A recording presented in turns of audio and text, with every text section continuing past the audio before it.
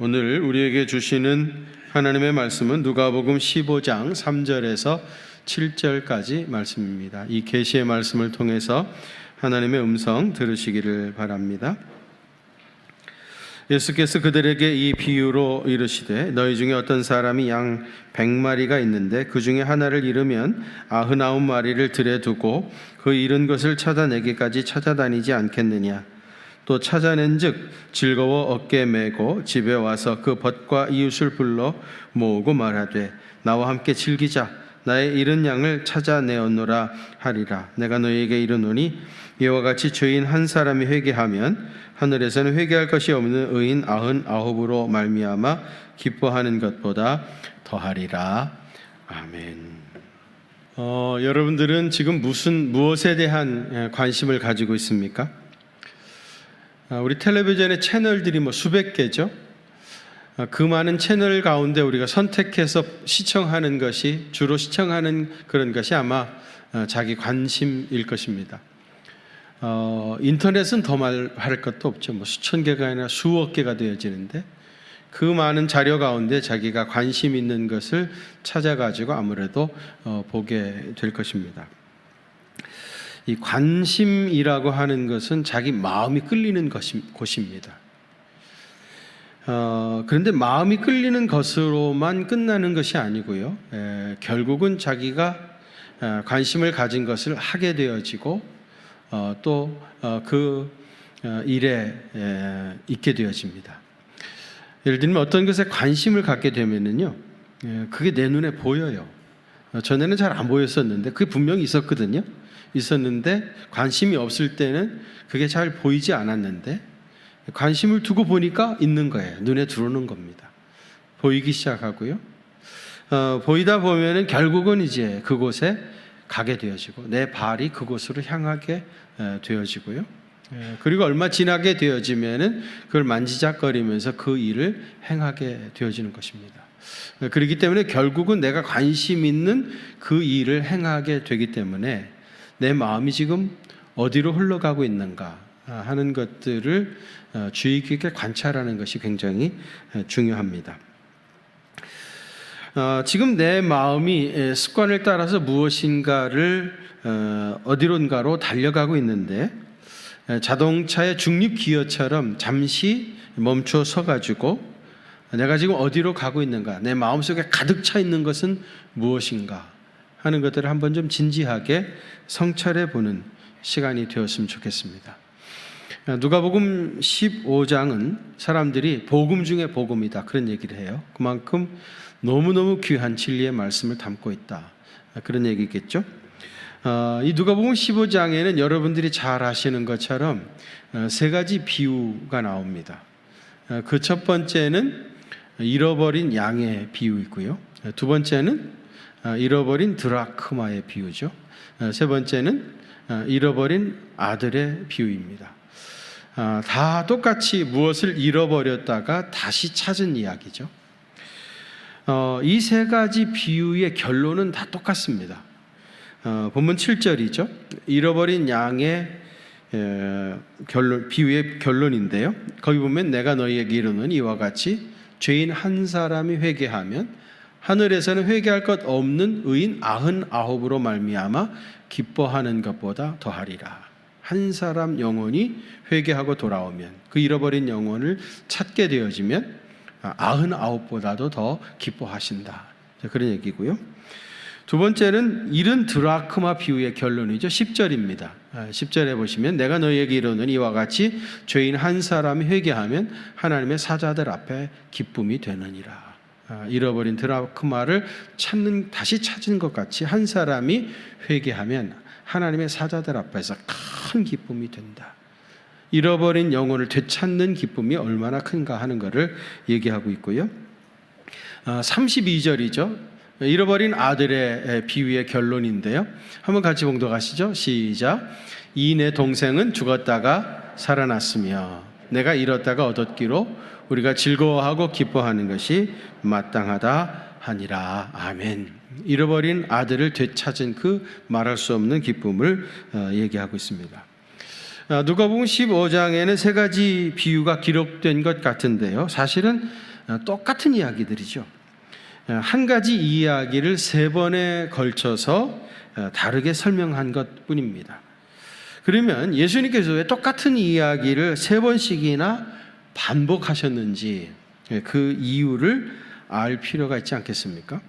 그 힌트가 누가복음 15장 1절과 2절에 나옵니다. 왜 똑같은 이야기를 예수님이 세 번씩이나 반복하셨는지 한번 같이 봉독하겠습니다. 시작. 모든 세리와 죄인들이 말씀을 들으러 가까이 오니 수군거려 이르되 이 사람이 죄인을 영접하고 음식을 같이 먹는다 하더라. 아멘. 이 본문의 배경이 되는 이야기를 설명하고 계시는데요. 세리와 죄인들이 예수님의 말씀을 들어 나오니까 바리새인들 또 서기관들이 아주 못마땅하게 여겨서 서로 수군수군 거리기 시작했던 겁니다. 이때 예수님께서 그들에게 본문의 이 세 가지 비유의 말씀을 하신 거죠. 여기 죄인이라고 하는 말은 당시의 창기들을 일컫는 말이었습니다. 세리와 죄인은 당시 사람들이 제일 싫어했던 부류의 사람들이었고요. 가까이 하기를 꺼려했던 사람들입니다. 정통 유대인들은요, 세리와 창기 같은 사람들을 땅의 사람이라 그렇게 불렀어요. 왜 그들을 땅의 사람이라고 했는가 하면요, 이들은 오직 땅의 일만 생각하고 하나님의 말씀이니 율법이니 이런 것들을 전혀 지키지도 귀하게 여기지도 않던 사람들이었기 때문입니다. 바리새인들은 이 땅의 사람들하고 분명한 거리를 둬야 된다. 이런 사람들 가까이 하다 보면은 결국은 그들과 같이 죄에 빠지게 되어지고 또 율법에서 떠나게 되어지고 전혀 신앙에 아무 도움이 되지 않기 때문에 이런 사람들은 가까이 하지 말아야 된다. 심지어 이런 사람들하고는 상거래도 하면 안 된다. 물건을 서로 팔고 사고 하는 것도 하면 안 되고 이런 사람하고 음식을 같이 먹어서도 안 된다. 식탁 교제도 하면 되지 않는다. 그렇게 이제 율법에서 금해놓고 있습니다. 그런데 오늘 본문 2절에서 예수님께서 이 사람들을 영접하고 음식을 같이 드셨다고 하는데 이 영접했다라고 하는 말은 뭐냐면요, 그냥 단순히 그냥 어쩌다가 밥을 먹은 것이 아니고요, 예수님이 호스트가 되셔가지고 이 사람들을 자기 집에 초청한 겁니다. 자기 집에 불러가지고 그들을 위하여 잔치를 배설하시고 그들과 함께 밥을 먹었던 겁니다. 이것이 이제 바리새인이나 서기관의 눈에는 뭐 도저히 참을 수 없는 일로 느껴졌던 거죠. 그들과 함께 교제도 하지 말고 밥도 먹지 말라고 했는데 예수님이 그들을 자기 집에 초청을 해가지고 음식을 나눠주면서 같이 교제했다는 거예요. 그렇다고 하면은 저 예수라는 사람은 저 죄인이나 세리와 같은 류의 사람이다. 똑같은 사람이다. 그러면서 이제 예수님을 몰아붙였던 겁니다. 그럼 여러분, 이 정통 유대인들이 왜 세리와 창기를 가까이 하지 말라고 했겠습니까? 그 이유가 뭐겠어요? 이런 사람들 상종하다 보면은 결국 자기 자신도 죄의 유혹에 빠지기 쉬우니까, 죄에 오염될 수 있으니까 가까이 하지 말라는 겁니다. 이 세리와 창기는 전혀 우리 사회에 나한테 아무 유익이 되지 않는 사람이니까 가까이 하지 말라고 그렇게 율법에 정해 있는 거죠. 사실은 일리가 있는 얘기죠. 그렇지 않습니까? 이런 사람 가까이 해가지고 무슨 좋은 일이 있겠습니까? 마틴 부버라고 하는 철학자가 있는데요, 이분이 나와 너라고 하는 책을 썼습니다. 아주 유명한 책이죠. 이 마틴 부버는 우리 현대 사회를 병든 사회라 그렇게 얘기를 했어요. 그 병은 마음의 병이고 사람을 대하는 시각, 태도에서부터 온 것이다. 그런 얘기를 합니다. 다른 사람을 대하는 태도, 거기서부터 마음의 병이 왔고 이 시대는 병든 사회가 되었다. 그러면서 이제 사람들을 대하는 대표적인 두 가지 유형을 얘기를 했습니다. 하나는 뭐냐면은 독일어로 이히 운트 다스라고 해가지고요, 다스라고 하는 건 영어로 it, 나와 그것과의 관계입니다. 나와 사물과의 관계, 이런 개념인데요. 다른 사람을 그것처럼, 사물처럼, 물건처럼 취급하는 겁니다. 그래서 그것이 나한테 유용하면, 나에게 어떤 의미가 있다고 하면은 가까이 하고 그렇지만, 그렇지 않다고 하면은 멀리 하는 거죠. 가까이 하려고 하지 않는 겁니다. 나와 그것과의 관계. 유리할 때는 만나기도 하고 교제하기도 하지만, 그렇지 않을 때는 언제든지 버리기도 하고 가까이 하지도 않는 것. 다른 사람을 수단적인 존재, 또 사물적인 존재, 도구적인 존재로 보는 것이 Ich und das, 나와 그것과의 관계라고 했습니다. 그 다음에 두 번째로는 Ich und du, 나와 너와의 관계. 이건 인격적인 관계입니다. 그런 도구적이고 사물적인 그런 관점이 아니라 그를 하나의 인격체로 보는 거죠. 그래서 그의 인격 그 자체, 그의 생명 그 자체, 그것을 존중히 여기는 겁니다. 정통 유대주의자들이 세례와 죄인을 가까이 하지 말라고 했던 것은 그들이 나에게 아무 유익을 주지 못하기 때문이라고 그랬죠. 그렇다고 하면 이 마틴 부버의 표현을 이야기하자면 그들은 Ich und das, 나와 그것과의 관계라고 하는 관점에서 다른 사람을 대하고 있는 거죠. 아무 유익도 주지 않는 존재니까, 가까이 했다가는 결국 나까지 죄를 빠지게 되어지니까 그런 사람은 가까이 하면 안 된다. 도구적인 존재로 보고 있는 겁니다. 사실은 우리도 그렇지 않습니까? 우리도 아무나 가까이 합니까?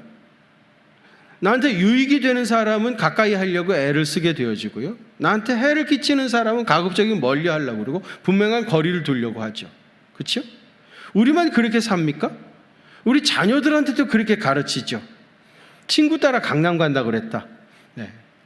아무 친구나 사귀면 안 된다. 그러다가는 잘못될 수가 있다. 친구를 골라 사귀어야 된다. 너한테 유익이 되는 사람을 골라 사귀어야 된다.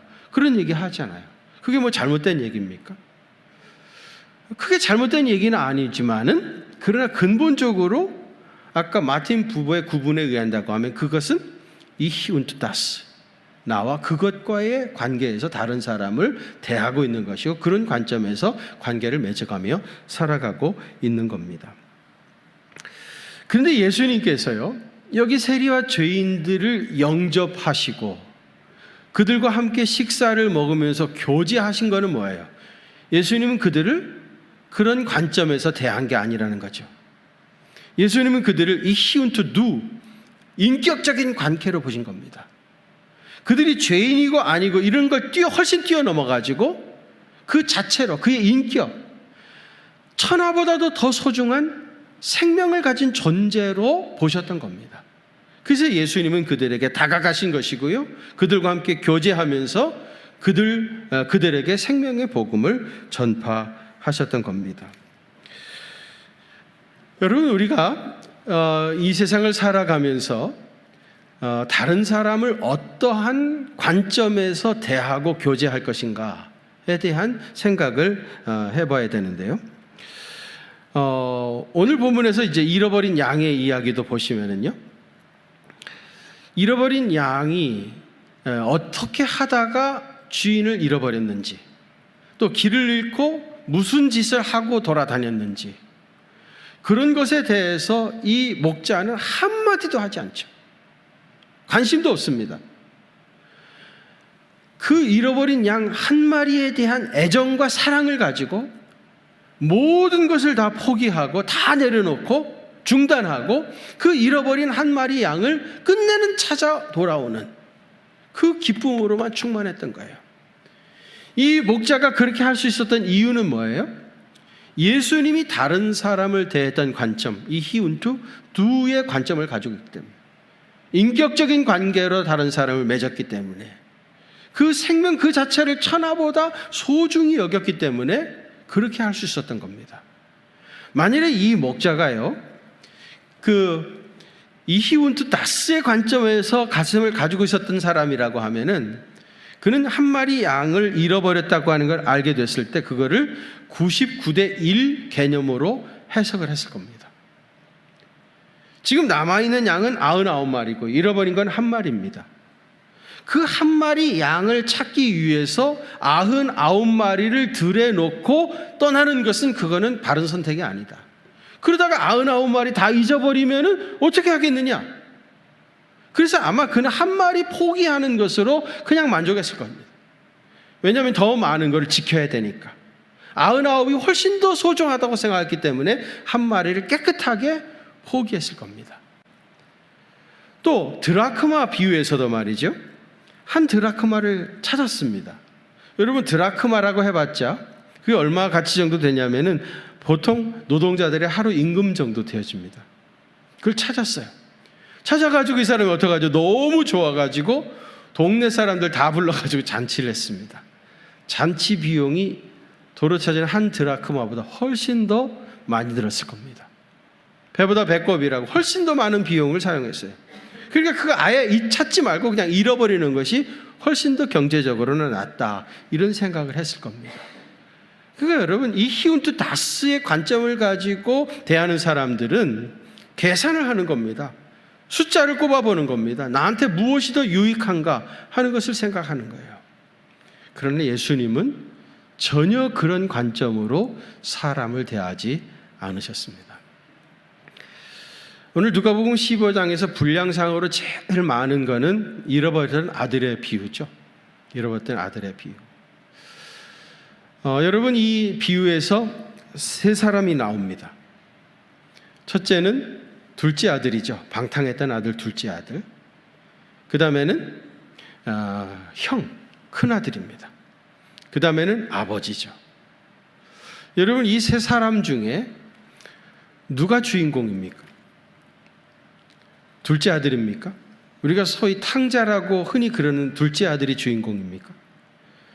여러분, 둘째 아들이 주인공이었다면 틀림없이 오늘 본문에서 집을 나갔다 돌아왔던 이 둘째 아들이 돌아와서 어떻게 변화되었는가? 전에는 그렇게 방탕한 아들이었지만은 돌아온 후에 그가 아버지를 잘 공경하고 아버지를 잘 섬기는 삶을 살았다는 그 변화되어진 모습을 분명히 얘기했을 겁니다. 그런데 예수님께서 이 비유에서 그 부분을 의도적으로 생략을 하셨죠. 이유는 뭐예요? 둘째 아들이 주인공이 아니다라는 힌트입니다. 주인공이 아니에요. 그럼 첫째 아들입니까? 여러분, 이 첫째 아들은요, 지금 죄인과 세리인들이 예수님의 말씀을 듣기 위해서 주님 앞에 나오니까 바리새인들이 막 화를 냈잖아요. 그거가 똑같은 모습을 지금 큰 아들이 하고 있는 겁니다. 동생이 돌아왔는데 그 죄인이 돌아왔다고 아버지가 그를 위해서 잔치하고 있는 그 모습을 보고 형이 막 화를 내고 있는 거예요. 그 모습은 바로 지금 바리새인과 서기관들을 얘기하는 겁니다. 그 모습을 얘기하고 있죠. 이 비유에서 주인공은 누구죠? 당연히 아버지입니다. 아버지. 방탕했던 아들이 돌아왔을 때 단 한마디도 어디 가서 무슨 짓을 했느냐, 가지고 갔던 돈을 어디다 쓰고 왔느냐, 그런 말 한마디도 하지 아니하고 그냥 그 자체를 인정하고 사랑으로 품고 그래서 아들로 받아준 그 아버지의 모습, 그것은 오늘 마틴 부버의 표현으로 얘기한다면 이 히운투두, 인격적인 관계, 생명의 관점에서 이 아들을 보았던 아버지 하나님의 모습을 우리에게 보여주고 있는 겁니다. 여러분, 우리가 사람들을 대하며 살아가고 있습니다. 많은 사람들 속에서 살고 있어요. 그런데 여러분, 우리는 그 많은 사람들을 대할 때 어떠한 관점에서 그와의 관계를 맺어갈 것인가, 이것이 굉장히 중요합니다. 웨이런이라고 하는 분이 이런 얘기를 했어요. 나는 지난주에 4,000년 동안 한 번도 잘못을 범하지 않은 사람을 만나고 왔다. 그런 얘기를 한 겁니다. 뚱딴지 같은 얘기죠. 여러분, 4,000년 동안에 살 수 있는 사람이 어디 있어요? 4,000년 생존하는 사람이 어디 있어요? 그리고 설령 살았다 하더라도 한 번도 죄를 짓지 않은 사람을 어떻게 만날 수 있겠습니까? 근데 여러분, 이 웨이런이라는 사람이 만났다고 하는 그 사람이 누군지 아세요? 대형 박물관에 누워 계시는 4,000년 된 미라입니다. 미라. 그래서 미라를 보고 온 거예요. 여러분, 미라는 말이죠, 사람이 죽으면 썩지 않도록 방부제를 치고 바싹 말려가지고 그 시체를 보존하는 게 미라 아닙니까? 그 바싹 마른 시체가 무슨 일을 하겠습니까? 무슨 실수를 하겠습니까? 선한 일도 못하지만 죄 지을 일도 없어요. 그냥 그러고 4,000년이라고 하는 아주 긴 세월이 흘러갔던 거예요. 여러분, 우리 예수 믿는 사람들은 미라가 아닙니다. 우리는 죄 짓지 않는 것, 그것이 우리의 목적이 아니죠. 우리는 살아있는 생명입니다. 오늘도 우리는 살아있고요. 뭔가 살아서 꿈틀꿈틀 거리고 있는 것입니다. 그래서 많은 사람들을 만납니다. 여러분, 우리 살아서 많은 사람들에게 선한 영향력을 끼치고 많은 사람들을 주님의 품으로 인도하는 그러한 능력 있는 그리스도의 제자로 살아가야지, 미라처럼 그저 석고화되어지고 그저 아무것도 하지 않는 그런 나약한 존재가 되어서는 안 되는 겁니다. 여러분, 생명을 사랑하는 사람이 되시려고 하면은 반드시 영적인 회복이 필요합니다. 한 영혼을 구원하기 위해서는 자기 자신이 성령으로 충만해야 됩니다. 내가 성령으로 충만하지 못하고 여기 미라처럼 말이죠, 그냥 거기서 누워있다고 한다면, 아무것도 할 수 없는 존재가 된다고 하면은 한 사람도 주님 품으로 인도할 수가 없어요. 성령의 충만함을 받아가지고 사람들을 강하게 끌어들이는, 잡아당기는 그런 자력이 있어야 됩니다. 쇠붙이가 자석의 힘에 의해서 끌려오듯이 강력하게 잡아당기는 그런 힘이 있어야 되는 거예요. 오늘 우리 교회에서 전가족, 전세대 예배를 드렸어요. 2부, 3부 예배 때 전세대가 모여서 하나님 앞에 예배 드렸는데 굉장히 감동이 있었습니다. 저는 사실 코로나19를 지내오면서 제가 제일 걱정했던 거는 우리 아이들이 믿음을 잃어버리게 될까봐, 그것이 제일 걱정이었습니다. 이게 2, 3년 이렇게 흘러가면서 아이들이 교회 안 나오는 것이 당연한 것처럼 생각되어지고, 그래서 믿음을 잃어버리게 될까봐 그게 제일 걱정이었는데, 그런데 이번에 보니까 우리 선생님들이 잘 관리를 해가지고요, 거의 다 어린아이들이 주의 집으로 돌아왔습니다. 너무 감사한 일이에요. 정말 여러분, 이건 굉장한 일입니다. 제가 지난 목요일 날 저녁에 여기 그 의왕초등학교 교장 선생님하고 교감 선생님이 식사 대접 한번 하겠다고 그래가지고 우리 교육 총괄 목사님하고 같이 가서 밥을 먹었어요. 식사하면서 이런저런 얘기하다가 제가 쓸데없는 걱정을 의왕초등학교 선생님, 교장한테 했어요. 이 동네가 아파트들이 많이 지어져 가지고 그 아이들이 다 이 의왕초등학교로 갈 텐데 교실이 부족하지 않으세요? 저는 어렸을 때에 콩나무 시루 같은 교실에서 아이들 공부를 했던 그런 슬픈 추억이 있어가지고 교실에 애들이 너무 많아가지고 그 교장 선생님이 굉장히 어려움을 겪을 것 같았어요. 왜냐하면 이 주변에 막 아파트들이 많이 들어서니까. 그래서 제가 걱정을 했더니 이분이 아니요, 애들이 줄고 있습니다 그래요. 우리 한때 1,000명이 넘었었는데 지금은 많이 줄었어요. 그래?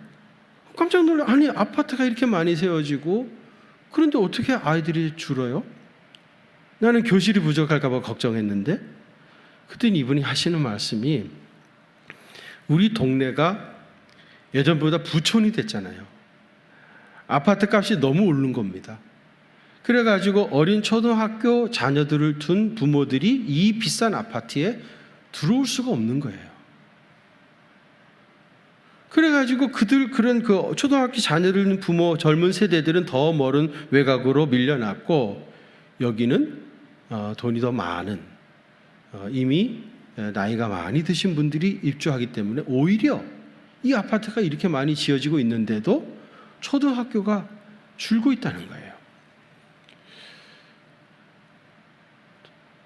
그런 가운데서도 우리 교회 학교 선생님들이 아이들을 얼마나 잘 관리하고 있는지 말이죠.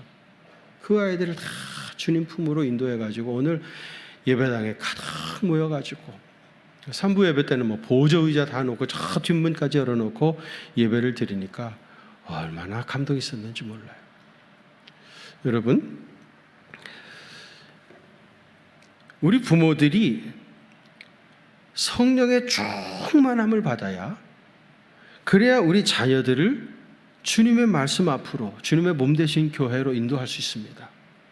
성령의 충만함을 받아 강한 흡입력을 가져야 우리 자녀들에게 믿음의 씨앗을 심겨줄 수가 있어요. 저는 늘 그런 생각합니다. 하나님께서 우리를 저 하늘에서 지켜보실 때 가장 아름다운 모습이 어떤 모습일까? 하나님께서 우리를 보시면서 제일 기뻐하실 모습이 어떤 모습일까? 그런 생각을 해봐요. 제가 생각할 때는 어린 아이들을 중심으로 해서 그들의 부모, 그리고 그들의 할머니와 할아버지, 그들의 온 가족들이 한 자리에 나란히 나와서 하나님 앞에 예배하는 그 광경, 그것을 하나님이 제일 기뻐하실 것이다. 그래서 제가 이번에 전세대 예배를 한번 한 자리에 앉아서 예배를 드려보자, 그렇게 제안했던 것이고요. 저는 하나님께서 몹시 기뻐하셨으리라고 믿어요. 여러분, 우리가 우리 자녀들에게 신앙을 물려주기를 원하는데, 그런데 여러분, 우리가 우리 자녀들에게 이 정금 같은 신앙을 물려주려고 한다고 하면은 하나님의 영으로 충만해야 되고요. 그리고 아까 마틴 부부 얘기처럼 정말 우리가 인격적인 관계, 다른 사람과의 관계를 인격적으로 생명 그 자체를 천하보다 더 소중하게 여기고 생명 그 자체를 존중히 여기는 그런 사람이 되어야 성령님께서 내 안에서 강하게 역사하게 되어지고요. 그래야 우리 자녀들에게 그 심령 속에 하나님의 말씀을 심어주고 이 아이들이 일평생 교회를 떠나지 아니하고 믿음 안에서 살아갈 수 있게 되십니다. 저는 그런 은혜가 오늘 우리 모두에게 임하게 되시기를 주님의 이름으로 축원합니다. 거룩하신 아버지 하나님, 우리들에게 자녀들을 허락하여 주시고 또 자녀 손들과 더불어 주님을 예배하는 신앙의 명문 가문을 삼아 주시니 감사합니다. 예수님처럼 모든 생명을 천하보다 더 소중하게 여기게 하시고 생명 그 자체를 존중할 수 있는 믿음의 사람 되어서 많은 사람들을 주님 품으로 인도하는 그런 주님의 귀한 종들 되시게 하여 주옵소서.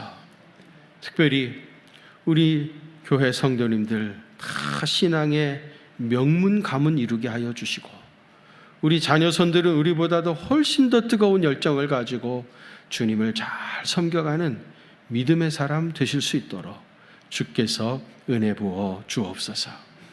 우리 자녀들 가운데 정말 하나님이 마음껏 들어서실 만한 큰 인물들이 많이 세워지게 하여 주셔서 주님의 나라를 전파하며 주의 영광 위해서 헌신하는 위대한 일꾼들이 우리 교회 뜰학에서 자라는 어린 아이들 가운데 많이 세울 수 있도록 은혜 덧입혀 주옵소서.